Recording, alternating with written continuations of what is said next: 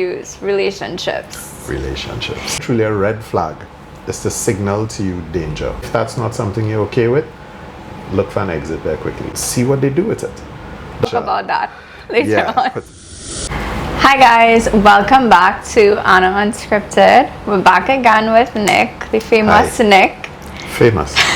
So if you did not know Nick, just reintroduce yourself. Sure. Hi, Nicholas Voisin. I'm a counseling psychologist with 10 years post-qualification experience. Clientele is usually adults, and I love it. Being a psychologist is incredibly rewarding. Honestly, I think I always tell Nick he saved my life. But today we're going to talk about one of my biggest issues, relationships. Relationships, yes. So you're going to have an episode where you feel like you're in our therapy session together when we talk about relationships. So Nick, it's a lot to unpack with this, so I think you should take it. So I see a lot of questions about relationship red flags. And I think sometimes, well, again, because of social media, red flags have now become absolutely anything. But really and truly, a red flag is to signal to you danger. It's a warning. So the red flag shouldn't be that the person is this or that.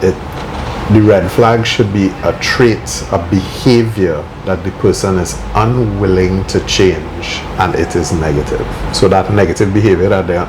So if the person is speaking down to wait staff, for example, you go to a restaurant and you, hey girl, come here, or hey boy, come here, and you tell them about it and they don't change it, or they justify that bad behavior, that's a red flag. Maybe they didn't know you shouldn't speak to someone like that because that's the environment they grew up in and that's how everybody did it. I don't know, but give them the benefit of the doubt. If they don't want to change it, that then is a red flag because it implies rigidity and they're going to protect those bad habits. That's a sign that you should, if that's not something you're okay with, look for an exit very quickly. But I don't want to get into, well, I'll try not to get into too many red flags because we have those all over the place. I want to talk a little bit about some green flags. Right. And we can assume that the red flags are not having these things. Okay. Yeah. So I want to start with trust, having confidence in each other's honest intentions. If we're going to be in a relationship, even if it's therapy, there has to be a certain amount of trust. So it's interesting you say that, right? Because, okay, we speak from me, and I think a lot of people could relate to this. This is my biggest issue, trust in people. And I know you always tell me, like, you need to trust. People can't pay Peter for Paul. So how could you trust someone when you've been burnt so many times? Learn how not to get burnt. Trust, like love, is not something you earn. A lot of people try very hard to earn love. They become indispensable in your life. They want to do all these kind of things. Trust is not something you earn. I can be doing all of the right things. I can mean what I say and say what I mean. I can show up on time. I'm reliable. I keep confidences. I treat you well. And you just decide you don't want to trust me. And you don't. Whereas somebody you treat in your body, they're like, yes, I trust him. I tell him all my business and the thing and thing. And that is the absolute wrong person. It is a gift, just like love. But what we can do is learn some of the things that would indicate that a person may be trustworthy. So again, if they do what they say and they say what they mean, they're a person of their word, that carries weight. It takes a lot of effort to stick to your word.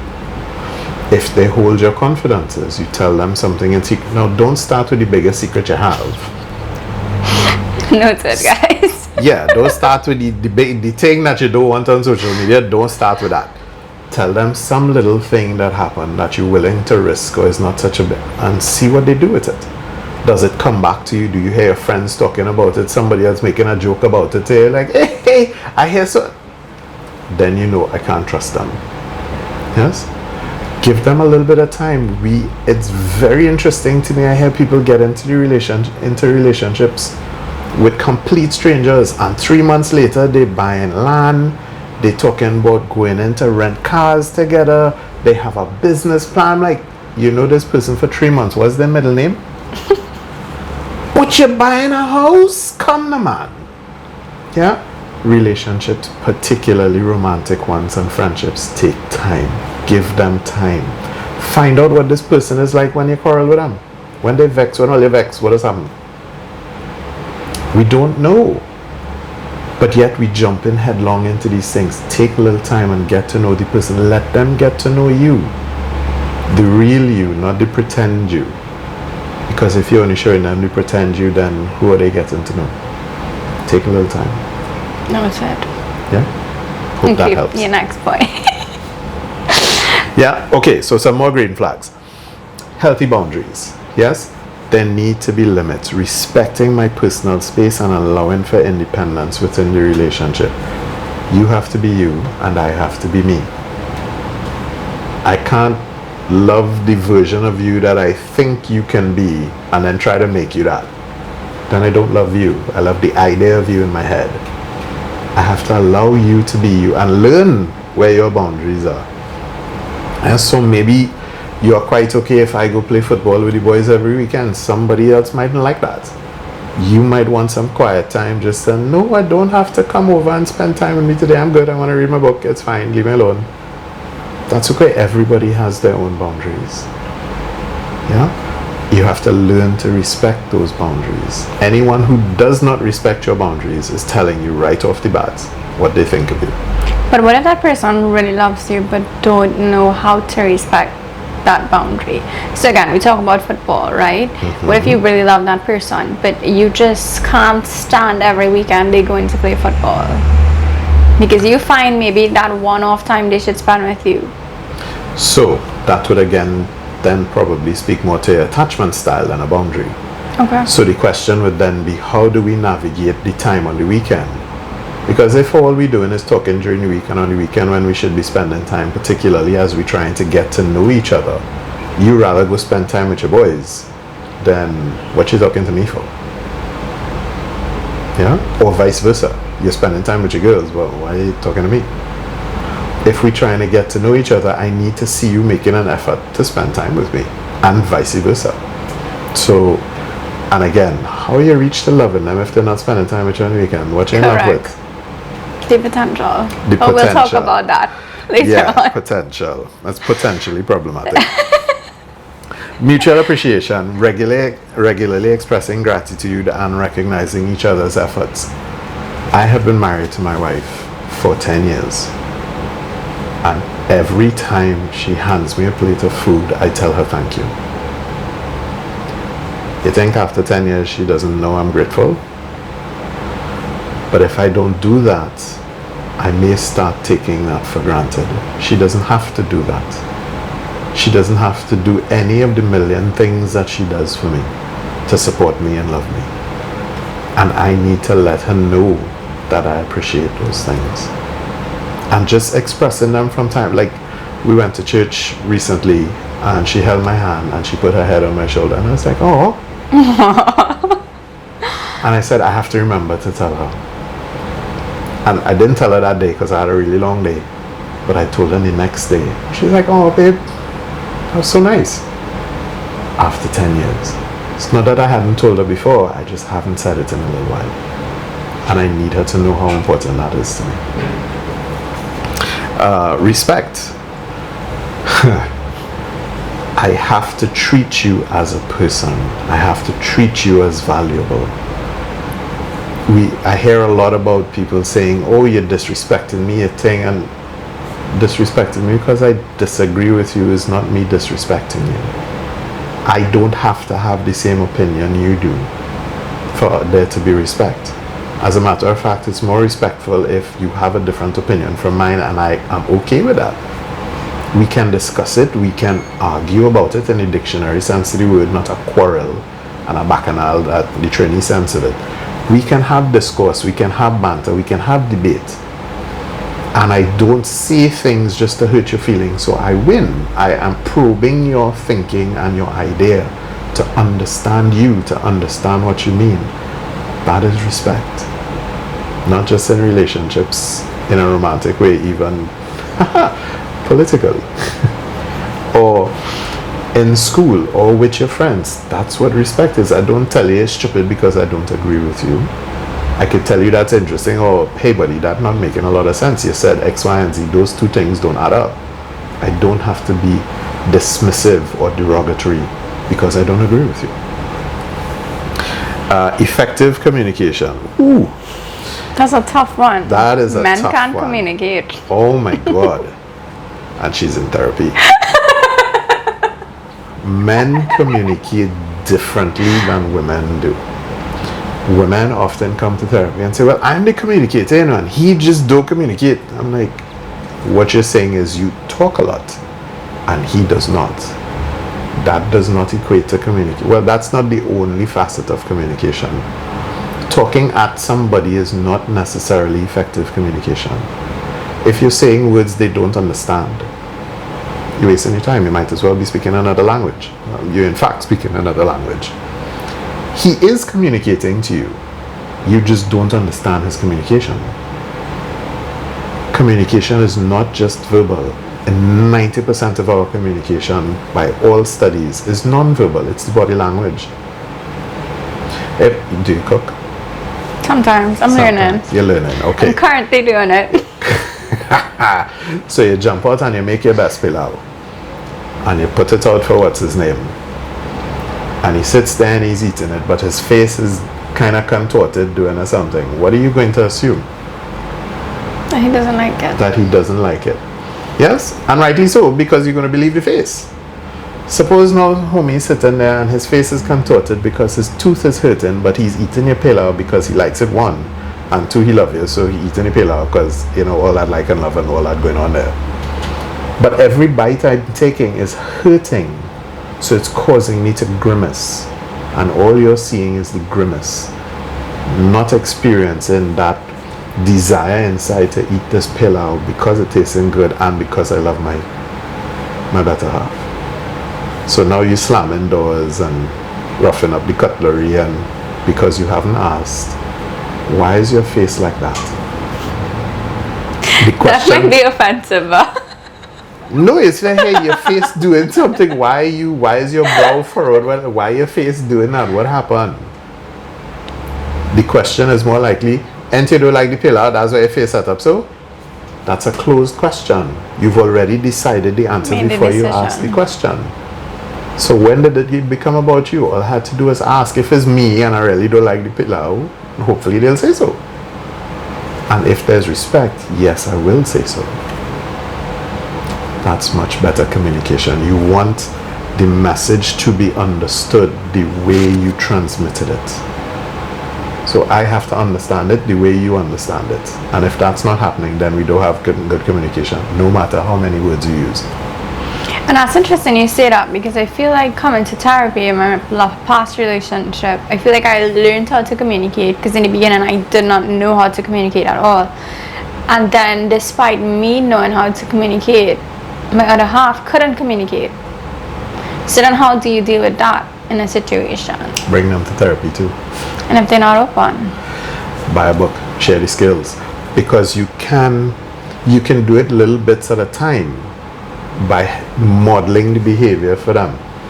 So if they go off on a tangent because of something you say, slow down, that's not what I meant. What did you understand by that? And let them tell you back. So they paraphrase it to you and you can correct them, say, no, that's not what I meant.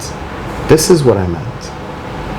It happens here very often. One party will say to the other X, Y, and Z, say, oh, so you don't like, say, that is not what he said.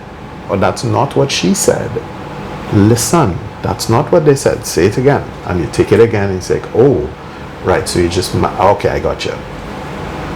So just model the behaviors for them. And if they are actually open to it and want to be in this and have good communication, they'll start modeling them, they'll start parroting them back. Agreed. Patience.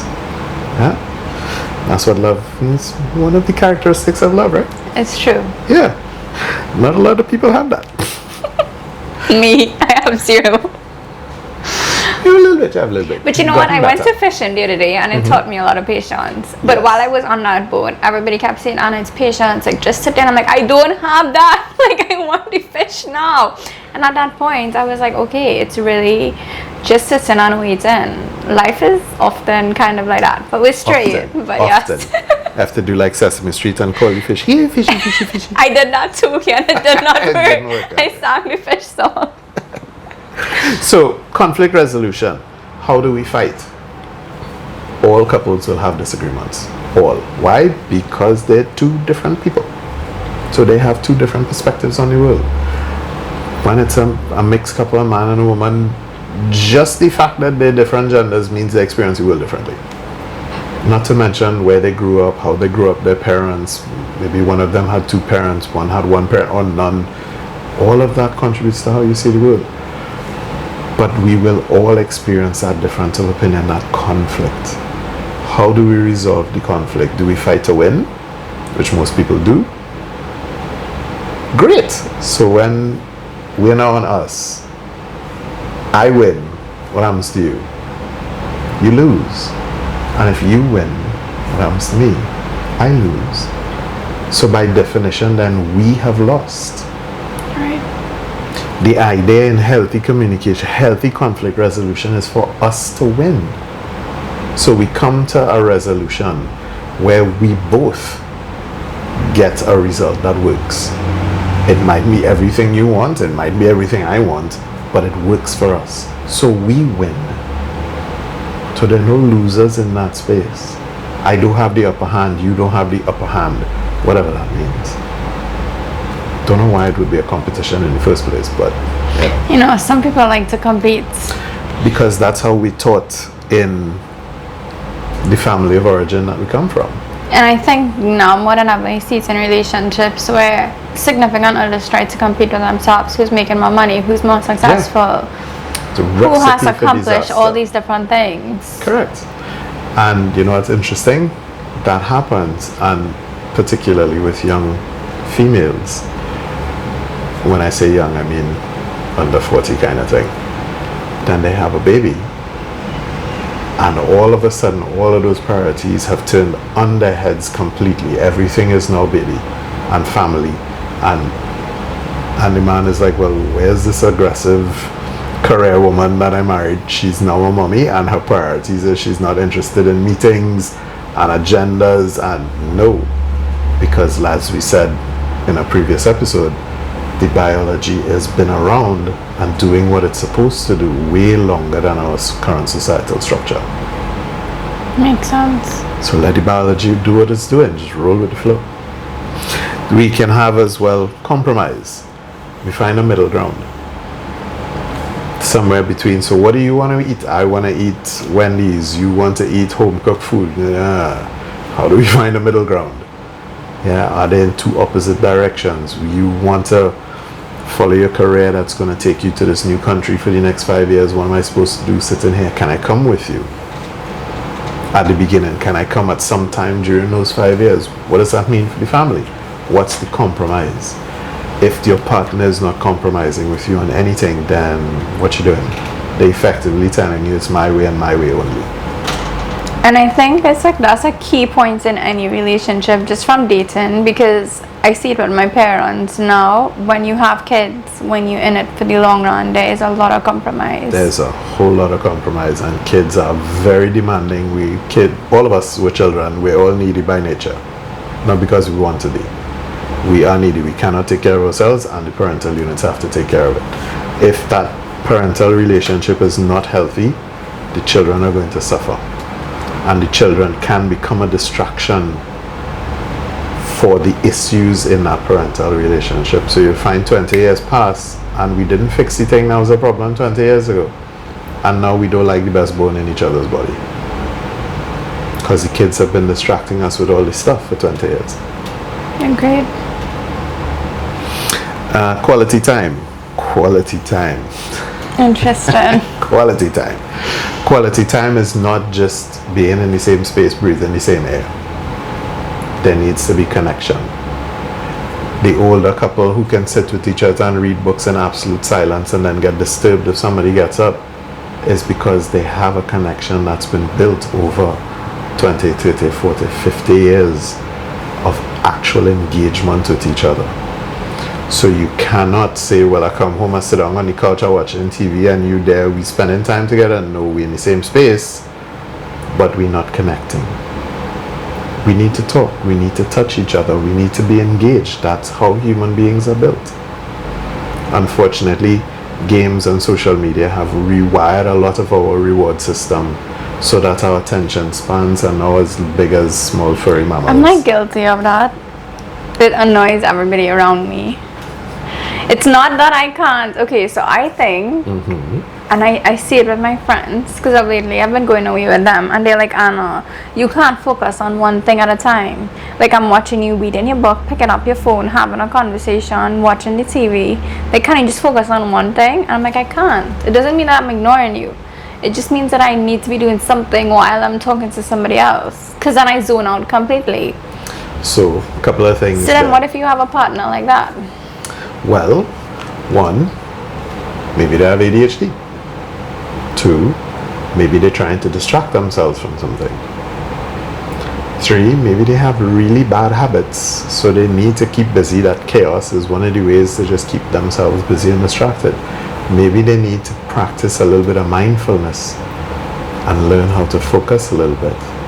So maybe that's what we'll do when we come back. Yeah, no, for sure. Because I think my career has, I strive in chaos, which is weird, but I can't focus on one task at work.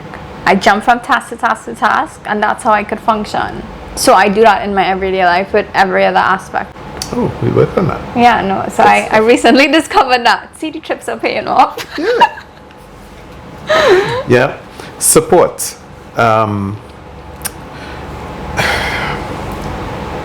In a relationship, in any relationship, we need to indicate our support for the other person, to be there for them, to sacrifice for them. That's what support is. It's not just saying, well, call me if you need anything now, and you never have to do anything. I actually need to sacrifice for you, even if it's a friend. Putting aside my joy and my fun and my whatever to go spend time with my friend because they're alone, because they've just lost someone, because they have no job, because they're having a bad day, or just because I like my friend, is showing support. Not just saying the words. I actually have to put the action into play. If you're not getting that from your romantic partner, why are you there? They're telling you what the lay of the land is going to be. Believe them. And then lastly, we'll have openness and vulnerability, which we tie into emotional availability. If we have secrets and you can tell the other party has secrets, they don't want to let you in, they don't want to talk about how they feel, what hurts them, what makes them laugh, what makes them happy, how are we going to connect? I'm showing you all of me, but you don't want to show me all of you. Yeah, it's not supposed to be a tit for tat, but as we grow, that's the idea. And I think often we kind of mix that up, because being on the other side of it, it's like, okay, you meet someone that has been single for so long, they never really had to open up, maybe had hookups, and then we mistake them not being vulnerable with them choosing not to be vulnerable, and they not actually knowing how to open up to even show that side of vulnerability. So how could you tell the difference between the two? Willingness.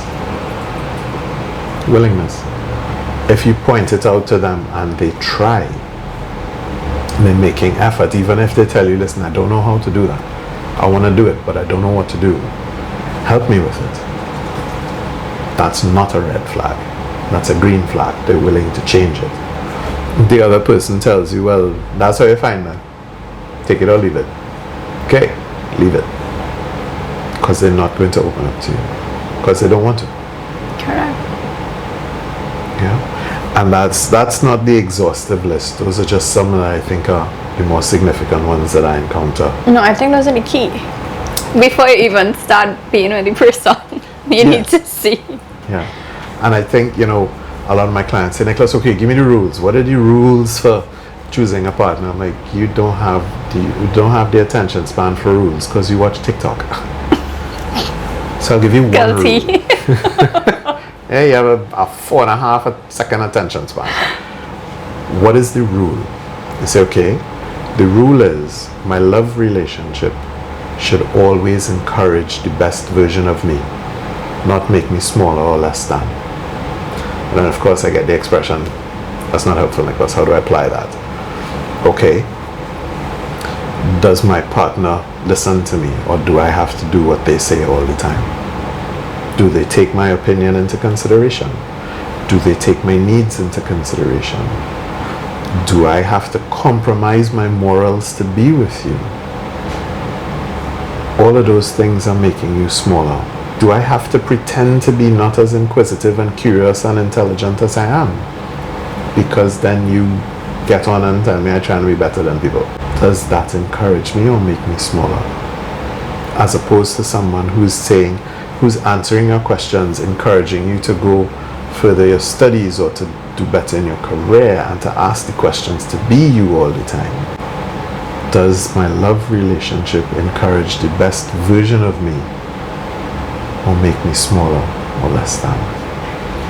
And I think too, you could see it in a person. Like you could see it in yourself. Yes. I think the relationship glow is like an actual thing. Speaking from experience, if I look back at myself being in a toxic relationship versus now, I'm like, I think I found my old self back. I think what happens a lot of the time, particularly for my female clients, is because I want to align with him, my assumption is I am the problem. So if he says this is the issue and you're behaving badly, then I am the problem. So I have to adjust. Even though there's a part of me shouting, no, I ain't doing anything wrong, it's really him. The vast majority of the parliament says, no, it's you. You need to fix it. And you need to fix it. And you need to fix it. And you need to fix it. If you have to fix it all the time, either you really need therapy or you've actually got a partner who is not encouraging the best version of you. They're not helping you overcome those things. They're actually the ones putting you down, trying to make you smaller. Agreed. That's not your guy. And I think as women, we just love to fix things. We love to fix men. We love to fix situations. We think we could change people even when we know we can't. The only time you can change a man in that particular context is if that's what he wants you to do. Don't be in love with his potential. Be in love with who he is. And it's interesting you say that, because I feel like a lot of us, and I am guilty of it 100% now, and I think therapy only made me realize that now, is that we often fall in love with potential.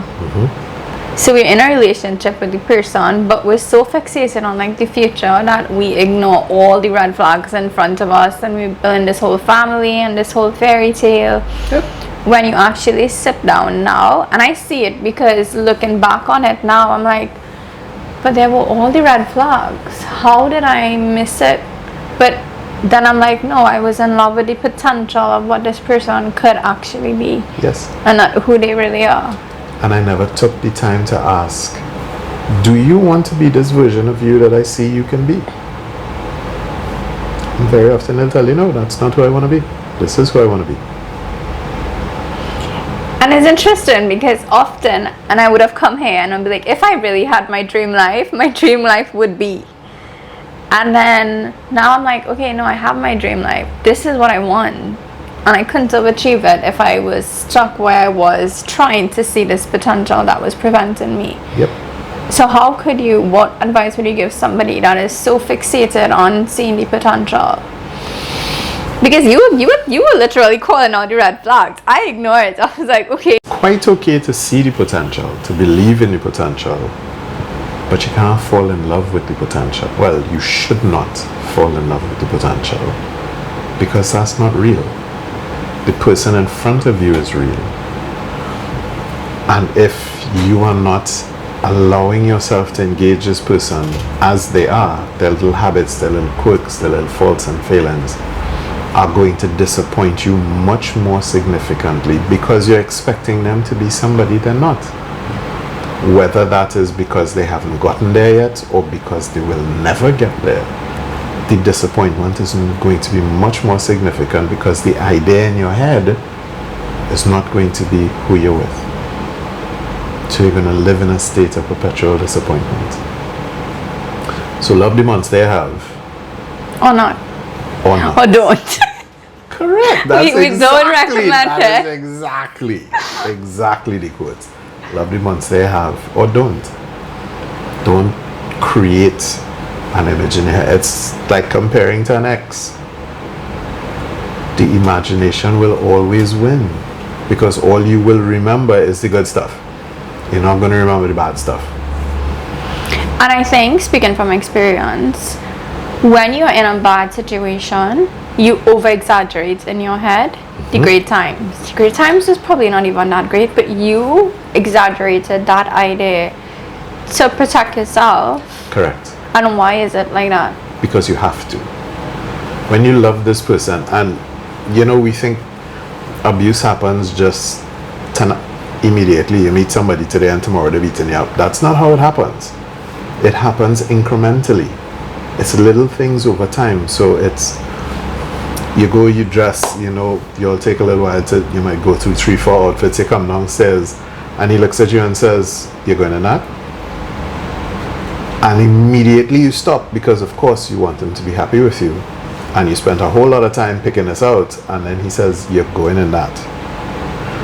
So what is the idea that's stuck in your head? The question, "What's wrong with my outfit?" And he's going to reply, "Nothing."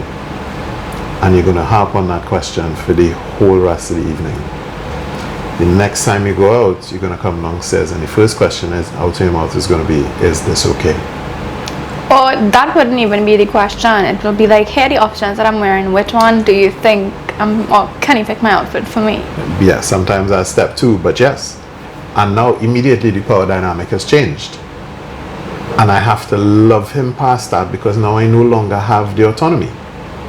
I'm no longer, all of a sudden I can't pick my outfit. How come? And then there's one little thing, he's rude or disrespectful. And we're picking on he's because it's easy for me to default to that, but it goes the other way as well. He says one little thing that's disrespectful and you pull back. And then I have to love him past that. Well, he didn't really mean it, and it happens again and again, and it gets worse and it gets worse. And every time you find an excuse and you blame yourself and you twist it for it to not be exactly what it was. This person taking advantage of me. So like in my case, I saw where it was like, "Well, you're getting fat. You're putting on weight." There you go. Or it was me just saying that I'm getting real hate about my weight. All these fake comments coming up about like I'm fat. So then it became like, I'm gonna take a picture of you in your worst angle and then randomly send it to you throughout the day to play on your emotion. Yep. So I started to be like, okay, I need to like starve myself. I'm working out already hard in the gym, like what's happening? So like even after the breakup, when I was like, oh, he was here telling everybody I was fat, but nothing is wrong with me. I couldn't even look at food anymore. Because just the thought of food or like looking at myself, I threw up. Yeah. Because I need to please this person. Because this is who I love. And if they don't love me back, they're not going to choose me. And then what's going to happen? They have to choose me. They have to be okay. So if he says I'm fat, I gotta lose some weight.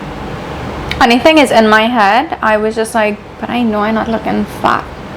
But he says like, it, I know I'm the same number on the scale. My clothes is still fitting me. Like, you just took a really bad angle of me. Like, why are you chiming in with all these hate comments? Like, you should be telling me when I tell you, hey, this person told me I look fat. Like, you're not fat. But yet, your brain dismissed all of that. And you got turned off of food. Because he said it and his opinion matters. So in a case like that, how do you rewire your brain then? Oh, the first thing you need to do is separate from that situation. Because that person is not manipulating you for your benefit. They're manipulating you because they don't see you as their equal. They see you as something to control and dominate. Not somebody to love and cherish. You have to get out. Because they don't want to change. And while we're speaking about getting out, right? We often stay in very toxic relationships that we know we need to. I knew I needed to get out. It had reached a point where I would literally go to my parents and be like, I'm unhappy, like I don't want to stay here, but I just didn't know how to come out.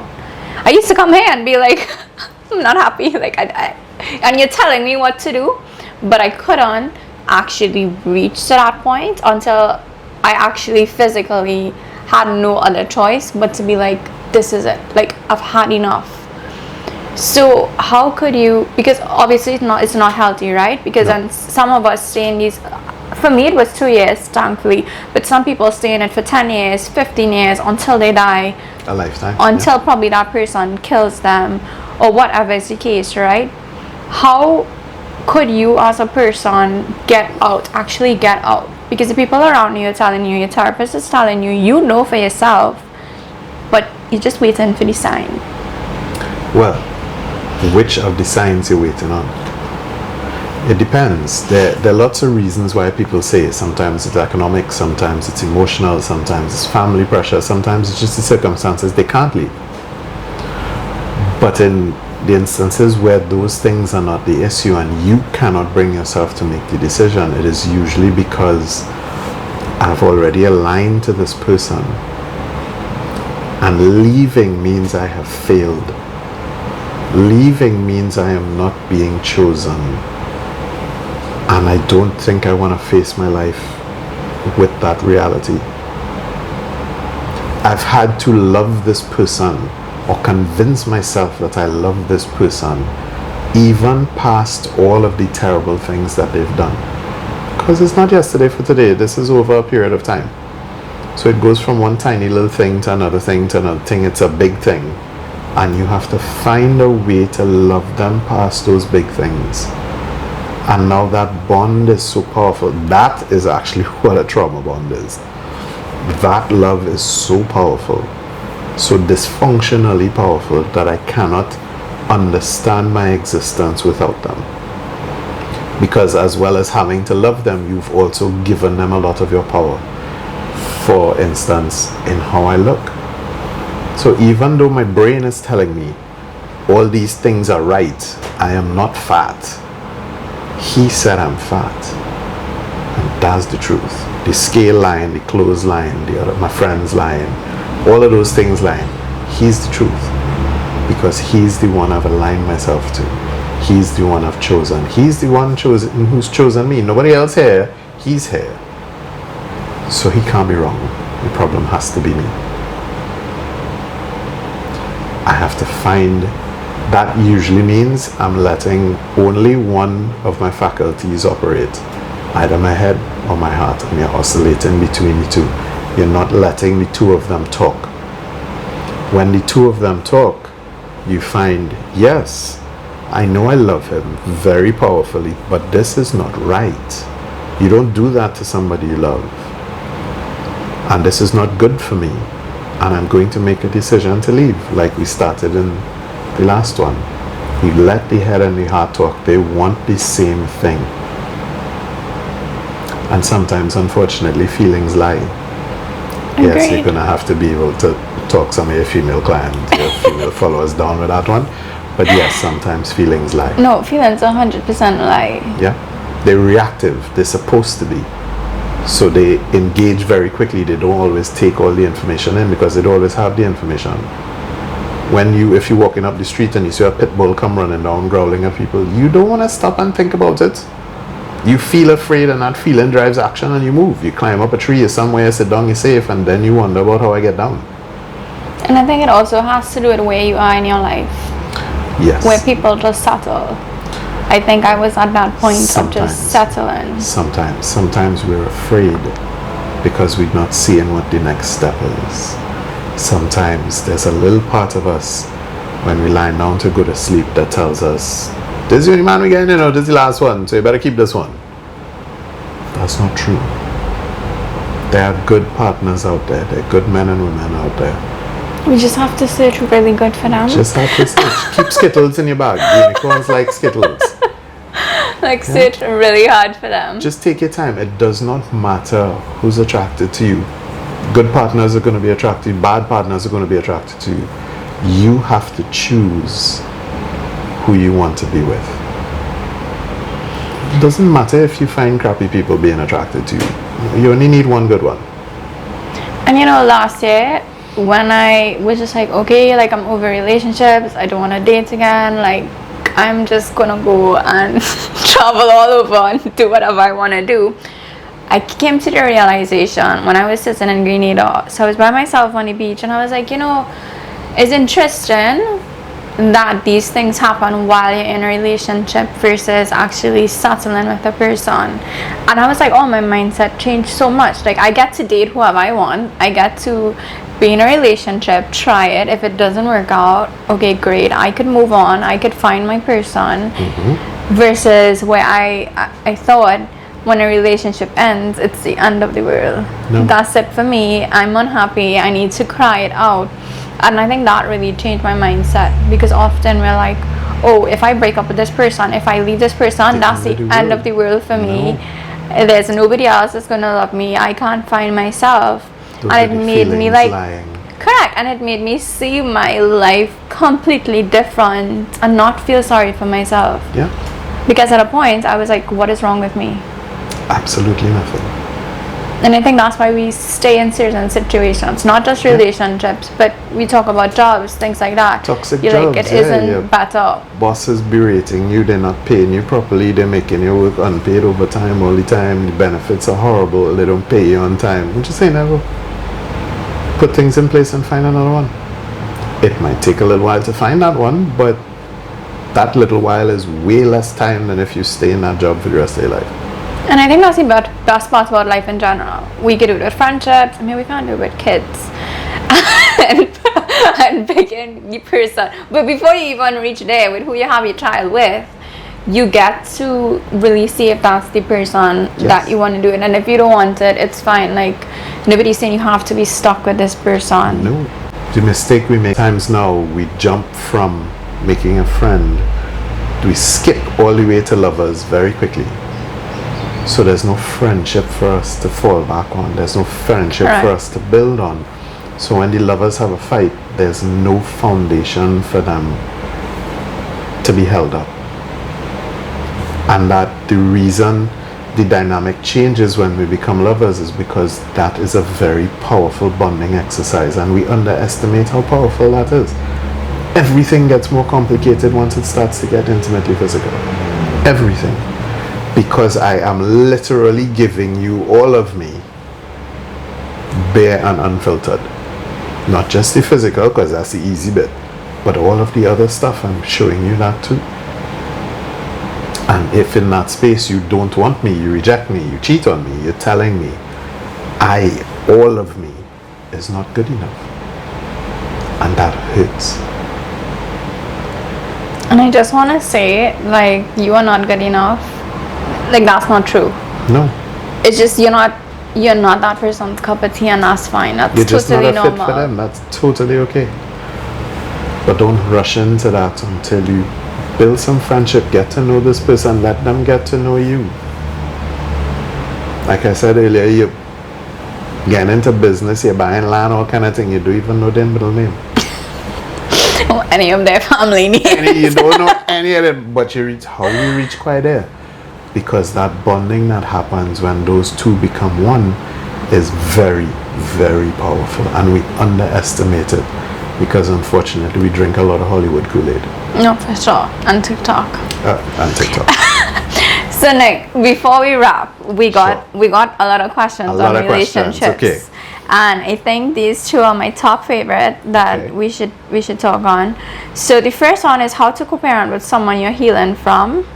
And then the other one is how soon is too soon to date again after a breakup, despite I feeling like I've already moved on, or what's socially acceptable, which I think that is my favorite question. Alright, so let's take the first one, co-parenting with somebody that you're healing from. One, make sure you're actually healing and not just pretending. Co-parenting takes work. Yes? You have to admit this is who you are, so that if you're in love with the fantasy and that's what's caused the breakup, because they're not actually like the fantasy, get rid of the fantasy. Deal with the person who is there. In co-parenting, the purpose of that exercise is to do the best thing for the child. Yes? The first role you're modeling, the first thing you're modeling for your children is mommy and daddy learning to treat each other well, because that teaches them how they will be treating their partners and how to expect to be treated. So there should be dignity and respect in that engagement. We don't have to be living in the same house. We don't have to be married if that's not working out for us. But that don't mean I have to call you a old war horse and a battle axe and all of your man thing. And we don't have to do all that. Be respectful. Be reasonable. Don't say negative things about the person's parent behind their back. Agreed. Because that hurts us as children. It always did. It hurt you. It will hurt your children too. Yeah. That's the short answer. Yeah, make sure you get some help. If you need it, go to therapy. If not, talk to friends or engage married couples that you know and help figure out what it is you did wrong. Read some books, learn something, watch a TikTok, that's a good one. Learn something, grow a little bit. Don't just carry all your baggage from all the relationships into the next one. That's not going to help you. So, does that cover that? Yes, definitely. Okay, so how soon is too soon to date again after breakup? Despite I'm feeling like I've already moved on, or what's socially acceptable? That is a loaded question. Because if I've been dating you for a month, I don't need to spend a year grieving. I shouldn't need a year grieving. Correct. If I've been married to you and it's been 10, 15, 20 years, then 6 months might not be long enough. Yes? There's no real fixed period of time.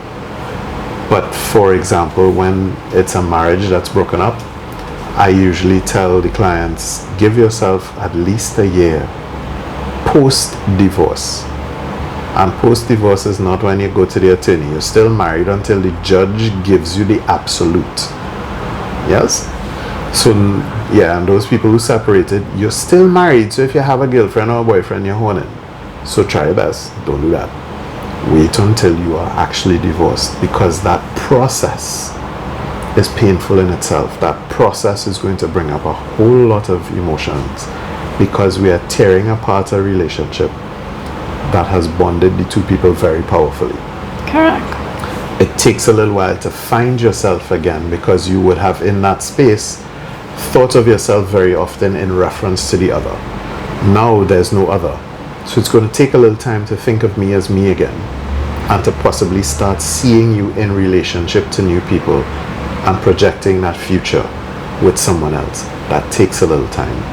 So for longer relationships over a span of several years, I would say take your time and give yourself at least a year. If you're a woman, do not start dating anybody seriously in that time. And you all know what I mean about seriously. As we said in the previous one, 1, 2, 3 dates, or you stop dating anybody else, you're already serious. And he all over the place.